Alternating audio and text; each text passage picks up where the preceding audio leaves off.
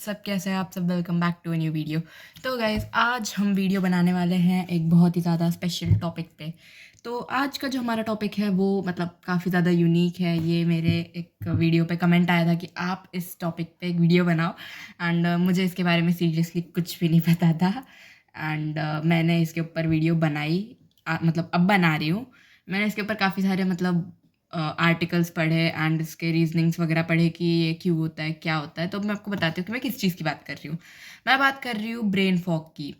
Brain fog एक ऐसी situation होती है जैसे जब आपके दिमाग में ऐसे कन्फ्यूजन एकदम से आने लग जाती है हर चीज़ के लिए। आपके दिमाग में ऐसे फॉग आपको पता ही होगा फॉग क्या होता है। ऐसे धुंधला धुंधला सब दिखता है, कुछ दिखाई नहीं दे रहा सामने क्या है, बहुत ज़्यादा ऐसे धुआं धुआं सा हो रहा है। एंड ये सिचुएशन जब हमारे ब्रेन में क्रिएट होती है तब हमें कुछ भी समझ में नहीं आता। समझ में आता है बट हम चूज़ नहीं कर पाते कि हमें क्या करना है, क्या नहीं करना है। तो इस सिचुएशन में हमें सबसे पहले तो काम रहना है एकदम। एंड ब्रेन फॉग आपको सिम्टम्स कैसे पता चलेंगे, आप किसी भी चीज़ में कंफ्यूज नहीं हो रहे हो एंड एकदम से आप हर चीज़ में कंफ्यूज होने लग गए, तो आप एक बार सोच सकते हो कि आपको ब्रेन फॉग है।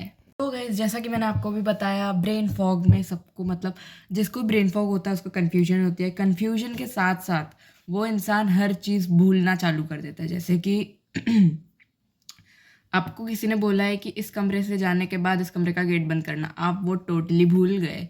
देन उसके बाद आप कंफ्यूज हो किसी चीज़ को लेके कि मैंने ये किया था या वो किया था, या मैंने ये सुबह नाश्ते में खाया था या वो खाया था। ऐसी चीज़ें थोड़ी कंफ्यूजन में हो सकती हैं। एंड देन उसके बाद आप किसी एक चीज़ पे फोकस नहीं कर पाते हो। ब्रेन फॉग में ये भी होता है। पहली चीज़ तो है कि आप चीज़ें भूलना चालू कर देते हो। दूसरी चीज़ ये है कि आप कंफ्यूज होने लग जाते हो हर चीज़ में कि मुझे क्या करना चाहिए, मैंने क्या किया था, मैंने सुबह क्या खाया था, मैं अब क्या करूँ। आप हर चीज़ में कंफ्यूज हो जाते हो। छोटे से छोटे डिसीजन लेने में, छोटी छोटी चीज़ें याद करने में आप कंफ्यूज हो जाते हो। ठीक है। फिर उसके बाद है कि आपका किसी एक जगह पे फोकस नहीं लग पाता है। जैसे कि आप मान लो एक पेज रीड करने बैठे, एक पेज है उस पर पूरा लिखा हुआ है, आप उसे रीड करने बैठे, आपने 2-3 लाइन रीड की। देन उसके बाद आपका मन नहीं कर रहा रीडिंग करने के लिए, या आपका ध्यान आप लगाना चाह रहे हो पर आपका ध्यान किसी और चीज़ की तरफ जा रहा है। एंड आप कुछ और करने का आपको मन कर रहा है, और आपको जो टास्क आप कर रहे हो उसके ऊपर आपका फोकस नहीं हो रहा है, आपका फोकस किसी एक चीज़ पे नहीं हो रहा है। तो इसे आप ब्रेन फॉग कह सकते हो। ये पूरे सिम्टम्स है ब्रेन फॉग के। गाइस, ब्रेन फॉग जो प्रॉब्लम है वो बेसिकली क्यों होती है, अब हम ये बात करेंगे। ब्रेन फॉग क्यों होती है। हम चीज़ें भूलने भूलने कब लगता है, जब हमारा माइंड ऐसे थोड़ा डिस्टर्ब रहता है।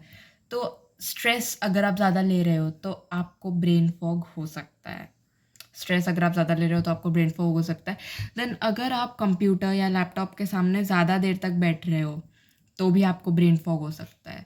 अगर आप किसी चीज़ में खुद को ओवरवर्क कर रहे हो तो आपको ब्रेन फॉग हो सकता है। तो ये सिम्टम्स अगर सिम्टम्स तो मैंने बता दिया। अगर आप बट ये चीज़ें कर रहे हो तो आपको चांसेस हैं ब्रेन फॉग होने के।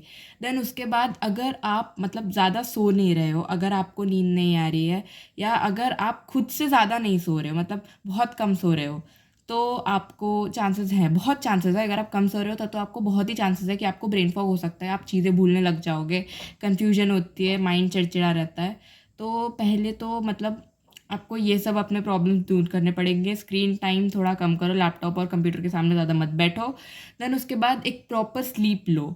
स्ट्रेस बिल्कुल नहीं लेना है, ज़्यादा स्लीप लेनी है। देन उसके बाद किसी चीज़ को खुद में ज़्यादा खुद को किसी चीज़ में ज़्यादा ओवरवर्क नहीं करना है, इससे ब्रेन फॉग होने के बहुत चांसेस होते हैं। तो गाइस, अगर आपको ब्रेन फॉग है तो आप ये बिल्कुल मत सोचो कि ये एक मेडिकल कंडीशन है। ये मेडिकल कंडीशन नहीं है, बट ये वो कंडीशन है जब आपके माइंड को थोड़े रेस्ट की ज़रूरत होती है। आप अपने माइंड को अगर प्रॉपर रेस्ट नहीं दे रहे हो तो आपको ब्रेन फॉग हो सकता है। बट मैं पहले ही बता रही हूँ, ये कोई मेडिकल कंडीशन नहीं है।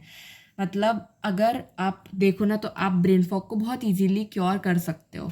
7 to 8 आवर्स की आपको प्रॉपर स्लीप चाहिए। देन उसके बाद आपको अपनी डाइट जो है वो अच्छी करनी पड़ेगी। मतलब अगर आप कुछ अनहेल्दी खाते हो रोज़ रोज़ तो आपको वो थोड़ा चेंज करना पड़ेगा। आपको रोज़ हेल्दी फूड खाना पड़ेगा। आपको अपनी डाइट में थोड़ा चेंजेस लाने पड़ेंगे।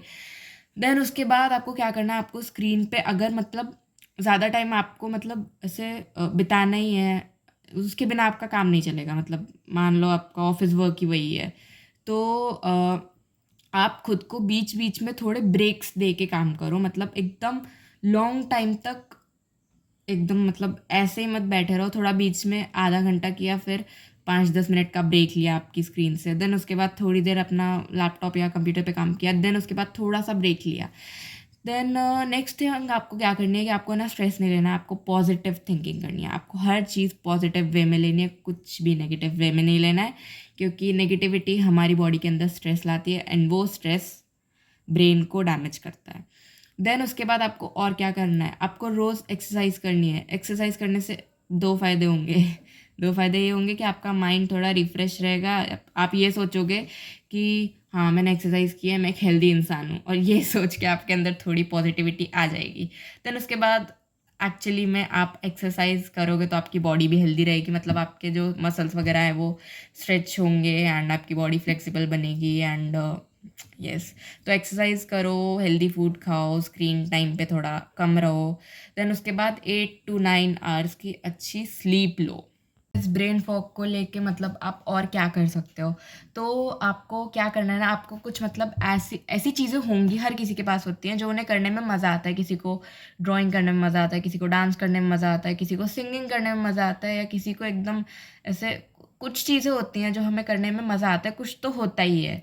तो किसी को रीडिंग करने में मज़ा आता है, किसी को कुछ भी करने में मज़ा आता है। तो आप अपनी फेवरेट एक्टिविटी ढूंढो, आप उस पर फोकस, आपको करने का मन भी करेगा एंड आप फोकस उस पे करो। अपनी फेवरेट एक्टिविटीज़ ढूंढो, उससे आप पॉजिटिव रहोगे।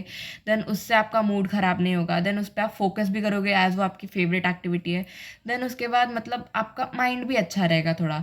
तो आप अपने लिए कोई ऐसी एक्टिविटी ढूंढो जो आपको खुद को करने में पसंद है एंड उसे मतलब आप रेगुलर बेसिस पे फिर करना चालू करो। फिर गाइस आपको अपना एक डेली का टाइम टेबल बनाना है एंड उसे फॉलो करना है। उससे अगर आप फॉलो करोगे तो आपके ब्रेन फॉग में ज़रूर कुछ ना कुछ ऐसे चेंजेस आएंगे। तो अब आपको ये सब चीज़ें फॉलो करनी है एंड मैं आपकी इतनी मदद कर सकती थी। मतलब मैंने अच्छी मदद की है। मैंने आपको बताया है ब्रेन फॉग क्या होता है, देन उसके बाद उसके क्या क्या सिम्टम्स होते हैं, देन आप उससे कैसे क्योर कर सकते हो। देन उसके बाद मतलब उसका कॉज़ क्यों होता है, मतलब वो क्यों होता है ब्रेन फॉग, हमें कैसे होता है। तो ब्रेन फॉग की जो सिचुएशन है ना, उसमें मतलब ऐसा कुछ मेडिकल सिचुएशन नहीं है वो कि आप सोचो कि मेरा सिर दर्द कर रहा है। तो सिर दर्द करना एक मेडिकल सिचुएशन है। देन आपको कहीं चोट लग गई तो वो एक मेडिकल सिचुएशन है। बट जो ब्रेन फॉग है वो कोई मेडिकल सिचुएशन नहीं है, उसकी दवाइयाँ नहीं होती हैं। जहाँ तक आप देखो उसकी दवाइयाँ नहीं होती हैं। शायद आपको कहीं मिल जाए, ऐसा हो सकता है, बट वैसे तो नहीं होती हैं ब्रेन फॉग, क्योंकि एक मेडिकल सिचुएशन नहीं है। तो गाइज आज के लिए इतना ही। Hope you like the video. अगर आपको मेरा वीडियो अच्छा लगा होगा तो मेरे वीडियो को लाइक करना, मेरे चैनल को सब्सक्राइब करना एंड इस वीडियो को शेयर करना एंड देखना कहीं आपको भी तो ब्रेन फॉग नहीं है।